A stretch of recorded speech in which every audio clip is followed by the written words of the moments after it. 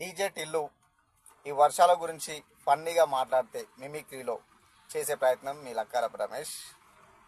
Mummy మీకు చెప్పినగా mummy, నేను బయటకు పోయి పాల ప్యాకెట్ తేనానే. నేను మంచిగా రూమ్ లో కూర్చొని రాధికతో వీడియో కాల్ మాట్లాడుతుంటే డాడీ పిలిచి నాకు పాల ప్యాకెట్ తేమని పైసలు ఇచ్చిండు. దాంతో పాటు ఒక స్నానం సబ్బు బట్టలు సబ్బు ఇచ్చిండు. అయిపోవు డాడీ, చూడు ఎట్లా వచ్చినా.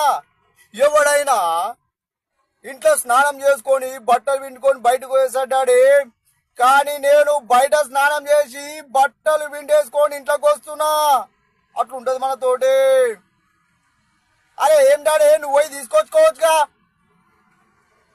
బయటకు రాధికలు కూడా బయటికి ఎట్టుకెళ్తురు. వెళ్ళకూరే బయట స్తంభాల దగ్గర షాట్లు వస్తున్నాయి. ఇప్పటిదాకా జస్ట్ మిస్ అయింది, లేకపోతే లైఫ్ అంతా ఫుల్ ఎంజాయ్ అయిపోతుండే. బొంగుల బండి ఎక్కుతుండే మనము. అర్థమవుతుందా?